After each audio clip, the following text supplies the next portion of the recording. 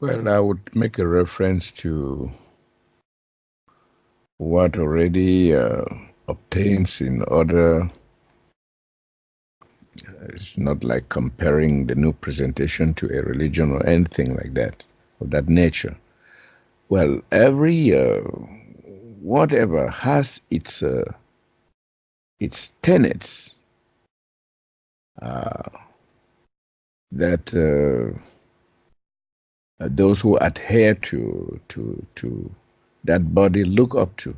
So, if someone asks you what are the tenets of main tenets of the new presentation, so that is like the tenets will be like some of the guiding. I don't want to use that word, principles or something like that.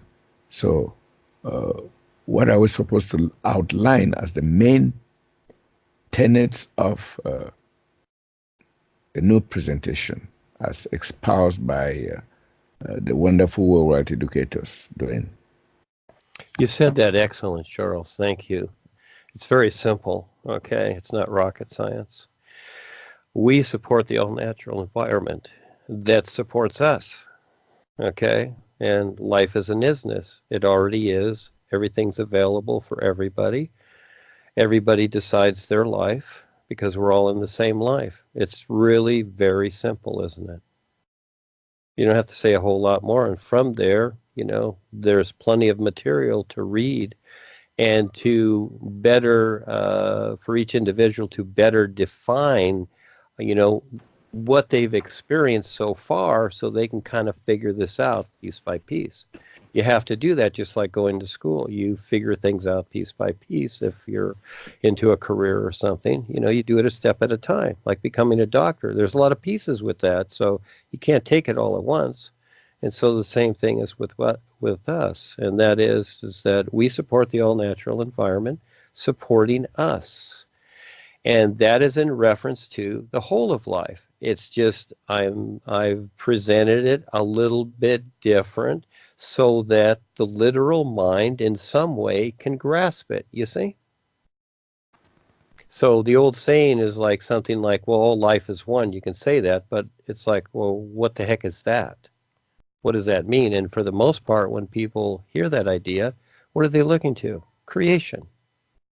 So I'm kind of sneaking in there the all-natural environment, which is everything. But, most people will think that it's, just nature or something like that, or the earth. But it's not. As they go along and start singing the new you, this is where the guides come in and start giving them experiences, showing them that there's more. And then at some point, the person recognizes, oh my gosh, now I see what he's saying. Now I see what he's referring to. You see? So we've come quite a ways from the old spiritual ideas. And remember, when Paul was here, he was to start off with this, and he just simply culminated what already existed here. That's all.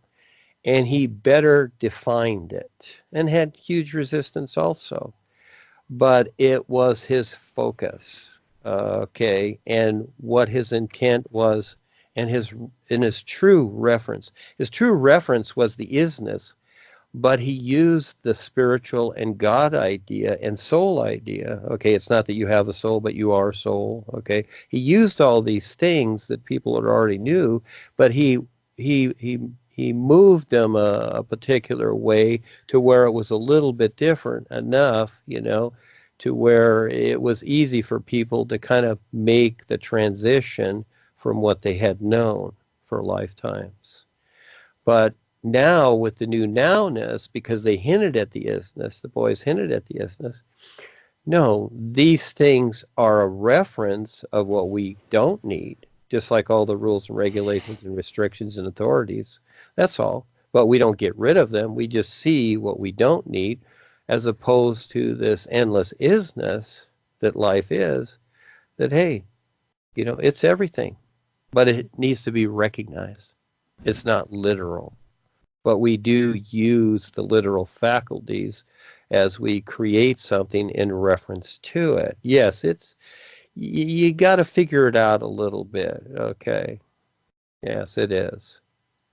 So it's like building that car just to move forward, but there's a lot of parts to it. But eventually you get to where you built the car and hey, you put it in drive and it moves forward. Just one simple thing, just all those parts to get this vehicle, this piece of machinery, this metal and tires to move forward. Yeah, it took all those pieces, didn't it? Well, that's what it takes for you to eventually recognize the isness, but that's the best part. But number one, life is survival. This is all the is sees. Survival for itself.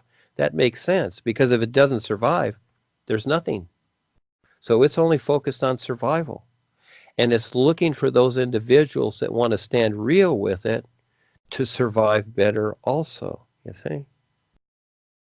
It's very interesting how it is. And you can't even consider that view, but that just kind of gives you an idea of what it is.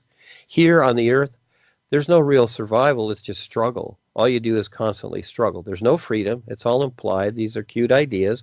You hear stories. This is how it is in creation. And it will always be so. You can never get what reality is from creation. You can only use it as a reference to what is not real. That's very cool how that's stated.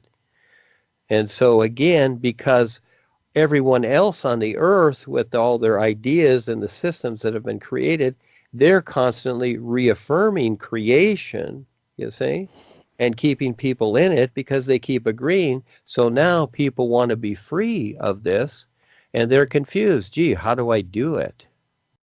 Well, I get it. So that's where you become the risk taker, but it's available to figure it out. That's the best part. Yeah, little by little. So there you go, Charles. Yeah, Duane, luckily this call has been recorded because that was a very comprehensive answer that about what we are doing that you put together in one place for in a very concise manner for people to understand when they come to the new presentation what its focus. I think maybe writing to it on the Facebook groups and all the like will go a long way because people seem to be confused, you know. But from what you've stated, it's a big departure from the traditional, the established trends of thought out there, and people should actually know this when they dabble with the new presentation, what it is about. I think this is very focal what you've said, and it needs to go out there to everyone who wants to know more about what the new presentation is, and I think it's a very deep answer, very succinct.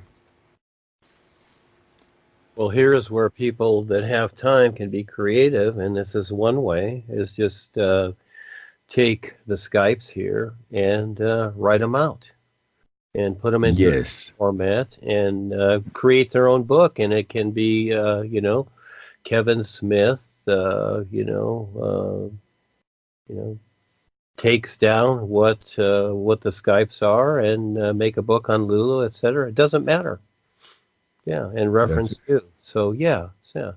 So I really like it. It's taken me quite a while to figure this out. Paul too, when he went through what he did, it took him quite a while to figure out. As you go through this experience in this life and from many lifetimes, how to at the present moment present this to the world. Yes, how do you do this? Because there's so much going on. And it took me a while too, through all the experiences that I had and all the years, etc. And yeah, you can have experience. That's fine. But how do you bring it around to where there is a real focus and a real connection to this true reality? Yeah. How do you do that more so than just sound good ideas and stories to where it really works. The world is full of that. You look at all these spiritual paths, religious, it doesn't even matter, you know. Where is their real connection? Well, you can see it on the real side. They're really basically nowhere. Physical, astral, that's cute. You know, they've got maybe some of the astral light, which is really knowledge. That's all it is. When people close their eyes and see the light, it's basically the knowledge that they're seeing comes in as light, etc., and then becomes knowledge for their intellect because the mind and brain is a receiver. And so to understand this, because we haven't been taught this in school, so we got to figure it out, and it sounds kind of like hocus pocus at first. But yes, you know, just anybody can just take these Skypes and whatever part of it, I'm not saying verbatim, edit it a little bit, of course. You know, when Paul wrote his books, he had people editing it. So it's all kind of formulated a particular way in the English language, and I don't always say things correct. I didn't like English in school. I faked my way through it, etc. And so, but I like to creatively write things in my own particular way, and I know there's not a lot of agreement. But again, it's not about that. It's not about how I write correct English or not. It's about what I'm referring to. You know, it's kind of like little children, you know, that can be sitting on their rear out there in the park, and they point up at the sky and say, "Look, Mommy." But Mommy doesn't look, you know, and the little baby sees, you know, a bird or a UFO or something, and Mommy looks up there. It's like, okay, whatever, you know. But again, it's not about the proper English or way to say things. It's about what is being referred to. That becomes the difference. And I'm just having my adventure doing this. This is what it's all about. It's not about me. It's not the old master and guru days. This is all silly stuff. We've been through that. So we all do our part. So anybody can take this and have fun with it. Everybody can do it. Yeah, have fun with it and make a book out of it. Put your name on it. It's fine. Get it out there. Take on the adventure. And the real guides will be there for you. They will stand real with you if you're sincere. And it's all about the whole of life. And you can even make money on it if you want to too. Fine. Do whatever. But it's the intent. It's sincere intent. Yes. Go ahead, Charles. Yeah, Duane, thank you for that guidance on what to do. I think I'm looking forward to doing something in that direction, because there's a lot that is said, there's a lot that is buried in these talks, in these interviews, and what we have on Facebook. If we can collect them, put them in an would I say orderly manner in a book. In fact, it will make a lot of interesting reading. For this is the real guidance you're giving out here, the real guidance and real education, which ultimately leads to real freedom. And people should be able to have this, because you bring out these views, you know, in various episodes, is like that, which when put together will really be something very wonderful, because it seems to be scattered now. Yeah. And talking about the language again, you mentioned about the English and all the like. Duane, you're not the first writer I have read who uses a special language.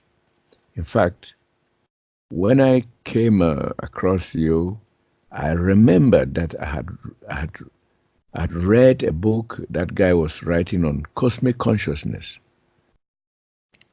as God consciousness. And he used a special kind of language. His vocabulary was special, his capitalization and everything.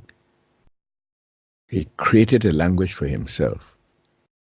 It was strange, but and it's strange to most people.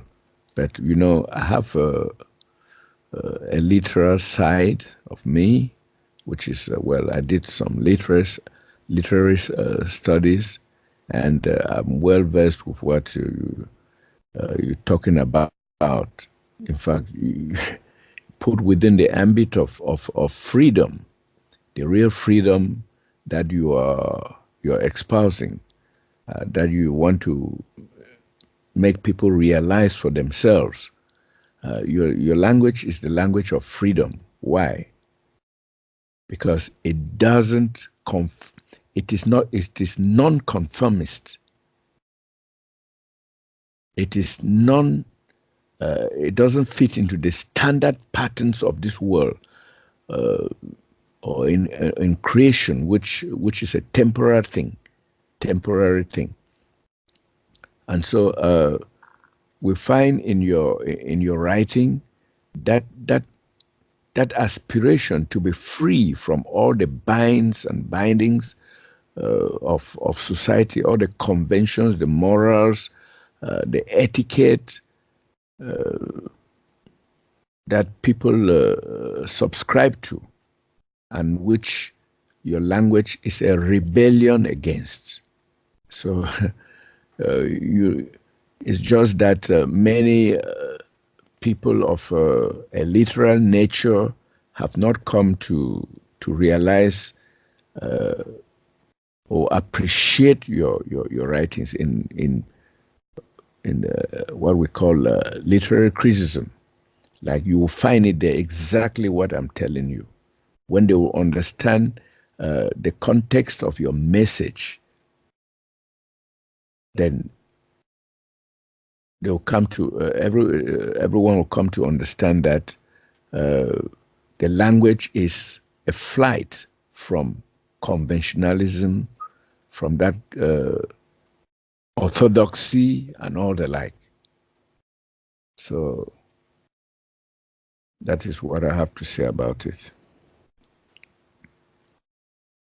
Well, we said a lot today, Charles. Yes, orthodox, all that is just another way to say old routines. That's all it is. And so we've been through these things so many lifetimes, and it's a struggle for people to understand. I get it. That's why I have a lot of consideration, and that's why I write so many things like I do, simply because there's many ways to say the same thing, and everybody will have their own way to do that or see things. And, because of the world how it is, it's huge conflict. Everything's conflict, everything's contradiction, because people have been taught distortion. The whole world is distorted. Nothing here makes sense, except for the birds flying around and the animals in the sea and the fish and the dolphins, whatever. But for the most part, no, this is the business world and what we have in the technology. We don't need any of this, but we got it, so it creates conflict, and it's created because to keep people distorted, confused, and coming back and being supporters of a system that's worthless. Okay, so again, we're not here to bring down the system or any of this stuff, etc. We're sidestepping it. We're creating a real position with real awareness. This is the fun part. This is the adventure who will step up, and it's something unseen. And it's not faith or belief or whatever, or trust or any of these things. No, it's not. Those are ideas. It's real. You have to see it. It's so real. This is the best part of it. And I know it takes a lot. And you got to be the risk taker. You got to take the leap, and you got to leap after leap after leap. And it's frustrating. Oh, yes, you're going to go through a lot of drama and a lot of frustration. And you're going to yell and scream, and you're going to get in conflicts and confrontations with others and yourself, etc. Oh, yeah, it's all part of it. Yeah, it's all part of it. At one point, Paul shook his fist at the so-called heavens and said, "Why me?" Etc. He was going through his process too. We all do. Yeah. And so, yeah, I get it. I get it. This is why I keep doing it. It wears me out, but I don't stop. And there's a lot more. There is a bigger adventure coming that people can't even imagine. But you got to see it. Got to be the risk taker to see it. So it's already being done. I decided it, and many other things that really far out, but I can't say who will see it or not. And again, it can be right in front of the individual, like we are to the world, but they don't want to see it. They want to agree with their distortion, and they have the right to do that 100%. Everybody can have whatever they want in life. This is how cool life is. It's an isness. It's like the air you breathe. You can have whatever you want. If that's what you want, you got it. So, going back to the beginning of this with the Africans, they came in, they decided their position, and they came in to take on the challenge to creatively figure this out, or they don't. It becomes another lifetime where they don't. It's just that simple. But with all the knowledge and that's available and what's taking place here, they've got a bigger advantage than any lifetime, because most lifetimes are darkness. There's nothing there. There's no knowledge. There's nothing but struggle. Look at history. It's nothing but battles and struggle. And still it's going on. And we've got technical distortion. We got 5G coming and all these other things, GMO food, HARP, just on and on. Okay, we've got all this stuff. We know everything is saturated, but you have the real knowledge. The real guides are here. You have that reference. You see, the guides have to be introduced. They are around, but people don't recognize them, and they're even afraid, because it's like, well, who's that guy standing in my room, etc. So they have to be introduced. So this is what I've done, and Paul did too. We're introducing them. And from the old days where they were masters, etc. Well, they told me that no, we're not that. We just play that role. We're guys. We just provide guidance. And so I formulated this of a particular. But the best of all times is right now, and people have the knowledge. Again, if people are struggling, I suggest get together. Struggle together, and have some laughs. Learn to laugh at yourself and struggle together. But get out of the begging mode and learn to be creative and step up and take the risk, take chances, and learn to see things and go out there. I do this all the time. I've got so many things going on that I can't even talk about. But I always take the risk. I always step up. And I figure it out. I like figuring it out. I like the tough stuff. Well, I've taken on an adventure like no other that is beyond everything, but it's coming, and certain people will see it. Well, you got to have the courage to step up too and be real with it. But again, most people, they like their rules and regulations. They like confronting the authorities and petitioning and wondering and begging. Well, again, they have the right to do that, but you don't have to do any of that. But you got to figure it out. So thank you, Charles. Thank you, Charles, for stepping up and taking the time to do this. I see it as very important. You've done it a long time. A lot more to go, but thank you so much. Gives a little bit better understanding to people out there, and that we're not as scary as they think we are. Yes, we're really okay, and we really do like people, and we are here for everybody. Yes, and let's make it fun. So thank you, Charles. We'll see you next time.